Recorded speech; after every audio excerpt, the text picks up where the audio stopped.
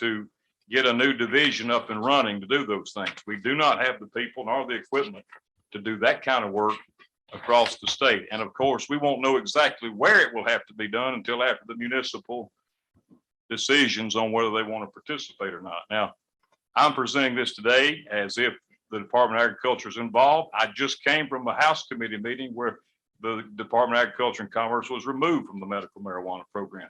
But I'm going to go ahead and present this because I feel like you need to have the information. And this was based upon the work of our chief ag theft investigator, Chief Dean Bernard. Y'all know, a lot of y'all may know Dean, and then Chris McDonald, Director of Federal Affairs, and works over at the legislature. Both of them met with and talked with officials from other states who've had medical marijuana programs, learned what went right, learned what went wrong, talked with folks in Oklahoma, how to keep Oklahoma from being repeated in Mississippi, which is something I think nobody wants to happen. And whereas Oklahoma did not get ahead of the issue, they let it just wide open. And today they're spending how much to enforce their program?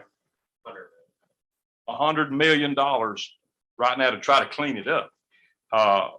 We think we can, by being careful on the front end with $3.6 million, we think we can keep that from happening. The greatest risk is the overproduction of the marijuana. In Oklahoma, they're producing 80% more than their patients Demand. would ever use. I asked Dr. Dobbs the other day, how many card holders are you going to have? He estimates 300,000 eventually.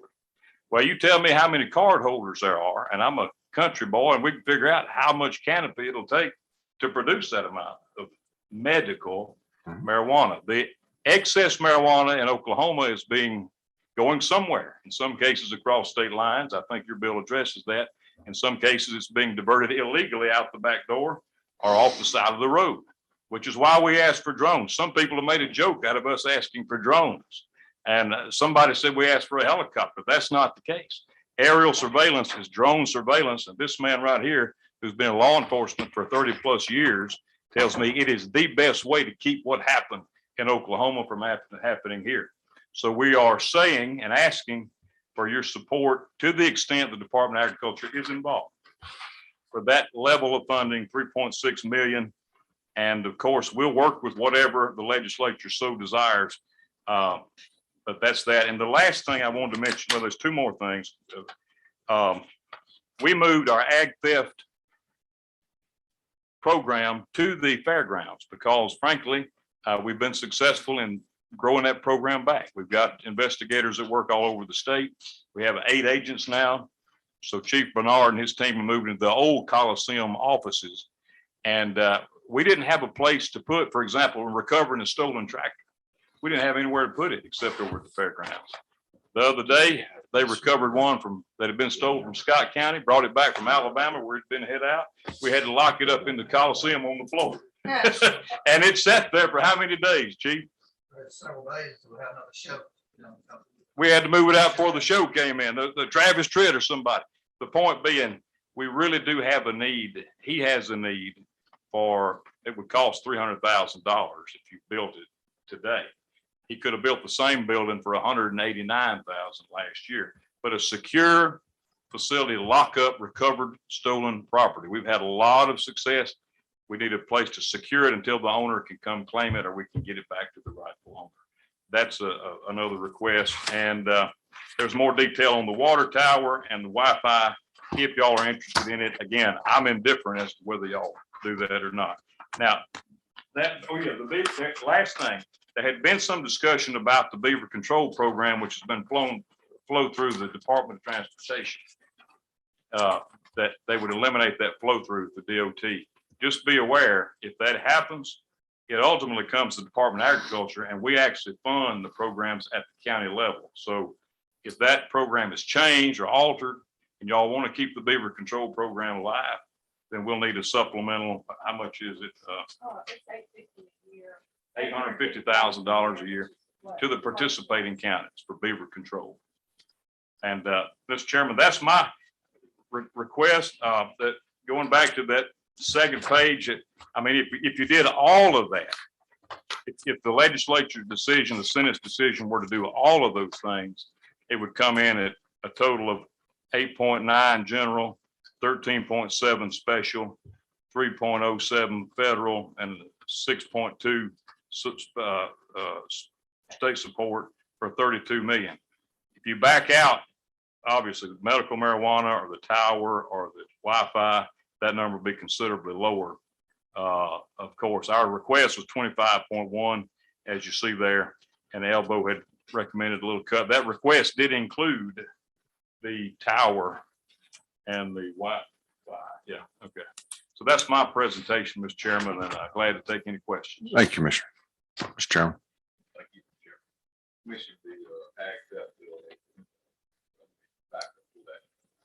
Just in writing by a single bill that's on this side.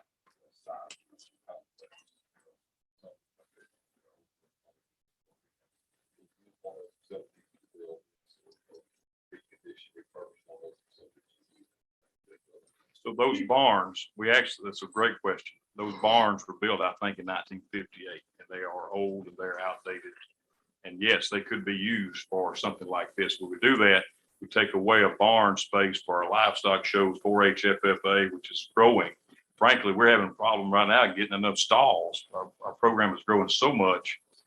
We had the biggest Dixie National Livestock Show last year we'd ever had before the ice storm hit. We couldn't even put one in the gaps. But yes, we could do that, but it would create a gap in our barn space. Eventually, just laying it all on the table, we need to tear down the old barns or repurpose the old barns and build new, better barns, more modern barns. You can't even fit a skid steer through them to clean out the stalls. They have to be physically. People didn't use skid steers or bobcats back in those days. They have to be physically by different manual labor cleaned out. We could eliminate a lot of that manual labor, make modern barns, repurpose those buildings for that purpose. And I'd welcome that as well. It's another solution.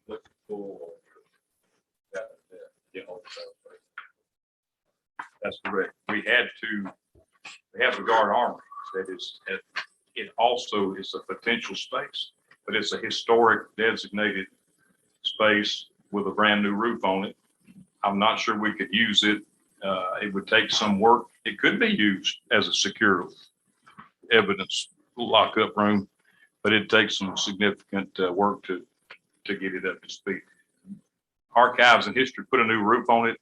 It had caught fire years ago. It's burnout. It's a burnout building. It just needs renovations. It can be done. I was just saying, take a careful look at, because look, you got some great spaces down there. Great more efficient, so we'll see if there's some place if we don't do something like this, it might be a very good use. Refurbish something that's Right. not so great. Right. Instead of building something power new, and if you got something that's just Right. I absolutely agree. We'll take a look at that. Then we can come back with some costs on repurposing for you. Thank you. Any other questions from the membership? Thank you, Mr. Chairman. Commissioner, the Ag Theft Department, is it fully staffed now? No, well, it is. We have how many investigators on the road? We have 9 investigators on the road. We got the authority last year. 3 more. 3 more, but no money. Didn't get the funding. I think that was in our request here, the 3 additional positions of funding. We requested that. That was also in that number we requested. But yeah, we have the authority, but not the funding for 3 additional investigators. number one thing stolen in there is the tractors. Tractors. Tractors, livestock picked back up. In the last 3 months, we saw a taper in livestock theft, but last 3 months, it's shot back up. We're working 2 big cases now. One case involving about 155, and another case that I don't want to talk about this time, but we're looking at about 1,008. And I want to brag on them from a sale barn in Scott County. Last year, there was how many heads stole? 29 on a Sunday night. Now that's sorry. Cattle theft on Sunday night after dark. His men not only recovered them, but convinced the thief to drive them back from Louisiana before daylight Monday morning, and we got them back that way. So they do good work. And then, so yeah, tractors, we see a lot of four-wheelers stowed side by side. And We and had a lot of lights. problems in the Delta, irrigation system, still in copper. A lot of Senator Butler, do you have any questions? Try your mute button again. Sorry about that. No, sir, Mr. Chairman. Thank you very much. Appreciate it. Commissioner, going back to your marijuana, the work that you did to come up and the work that you did to come up with these numbers in your consultation with other states, did you talk to them about their fee schedules and how much fees they generated from what sources to help you recover the 3.5 that you're requesting? Yeah, I'm gonna ask Director McDonald to answer that because I think he has the most recent information on that. That was specifically discussed. Mr. Chairman. Thank you.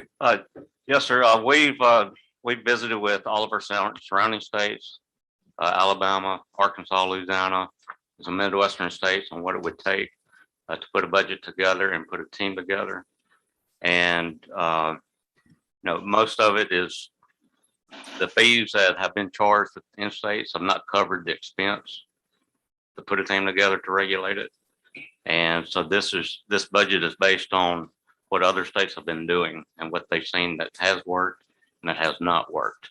And it all depends on the number of licenses that are going to be issued. If it's 5 or 5,000, that budget's going to fluctuate on the number of licenses. So this is just an assumption based on roughly 5 to 6 regulatory regions for our staff, and looking at it that way and based on what other states have done. We assumed a moderate number, I think, of licenses. Of course, you could have under the bill, it's kind of open as to how many cultivators, processors, transporters, disposition, and but all of that to me, just applying Simpson County common sense, it all got to be driven by how many people have got a card. You do that card times the ounces or the grams, and you can come up with how much is going to be produced. And anything above that's going to be excess. Yeah. It seems to me. And I'm going to sound ignorant when I say this. Are you under the Senate's bill that was passed? Are you issuing any permits at all? No, and that's one thing I really appreciate the Senate's work on. All the licensing permits were put under the Department of Health, and then just the inspection, enforcement, and oversight were coming to MDAC, and we could live with that under that Senate plan. The licensing by health department, obviously, we would have to work with them and have information about where these facilities are, check it out. But it's all, the cost of this program is going to be determined by how many licenses are issued. Okay, so what some other states did not do is they did not implement a seed to sale program from the beginning. We're fortunate enough that we're looking that's included in every discussion that we've had for the past couple of years. I think that would be a huge benefit for the work that you're going to have to do. I am concerned and I'm curious at how that implementation is going to look and how that compliance is going to work. So I would ask that that whoever's working on this with the implementation of this plan, provide me some comments and feedback on how that seed to sale program is worded in the legislation, and then how that should look from a regulatory standpoint from the Department of Health, and how they're going to write that and how that's going to be parsed. I'm just very concerned about that. I think that there's going to be some loopholes, and other states have said that that's going to be one of our bigger problems, is making sure that we eliminate as many loopholes as possible. That's right. And we share those concerns. We have done some homework on that, and we've determined that where it's been applied, and it would have to be applied in Mississippi on the front end, each plant is going to get basically a tag, an ID number. And that tag or that ID number is going to track all the way through the process to the whoever gets the product from the car. Mhm. And that is going to be a costly program, but it's also, it has the potential for abuse. We've had those discussions, and we'll give you what we have on that going forward. I do appreciate that. And then lastly, going back to your water solution for the Capitol complex. Did Wagner talk to you about what they thought the cost, well, if additional valves would have to be installed in the existing infrastructure system to segregate your system from Jackson Public Works? So, yeah, that's correct. Everything we've done up to this point, 100% of it's been on state property. We have not had to go across any city of Jackson facilities or lines or roadways. That would have to be addressed, and any connection of this water source to the Capitol complex. That being said, there are existing lines that already come from, for example, our chiller is supplied water from the two museums chiller down the hill. So those lines are already there.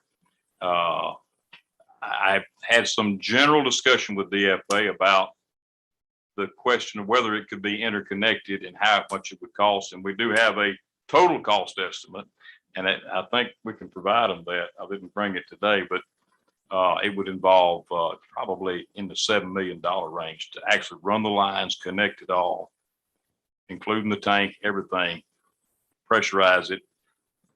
And let me add a caveat to that. In the course of putting down our well, we found out that the Department of Transportation has its own well. It has a well. There have been discussions, though we've not explored it, about could we leverage that asset in a way to help facilitate this purpose for the Capitol complex. That has not been explored, but it is a fact. They do have a well. It's not been used because of they haven't been able to locate the pressure system, given that I think it's under a parking lot or something like that, but it could be access. Of course, I'm not speaking for MDOT. That's strictly an MDOT decision, but I just wanted to bring that to your attention too. Is that an active well, or is it just a well that's been capped? It's a well that was put in 2011 and never used. Oh, great. But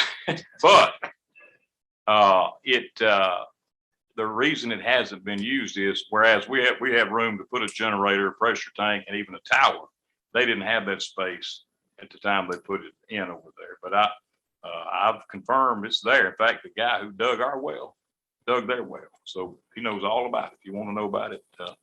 Commissioner, thank you very much. Are Thank there any you. other questions? Anybody? Anyone? You have any other questions or anything? I just wanted to clarify on the Beaver Yeah. control. You're just asking for the flow through process to be addressed, no additional funding. Is that correct? We are not asking for any additional funding. We just, since it was being discussed that the flow through might be eliminated, Okay. just didn't want it inadvertently Just cut out disappear, completely right. So you'll have to appropriate that into your budget. if you want it to continue that way. That's right. Yes, sir. Go ahead, Mr. Chairman. Discussion on the water well, also bring it to the Capitol complex. Hmm. It was a mess.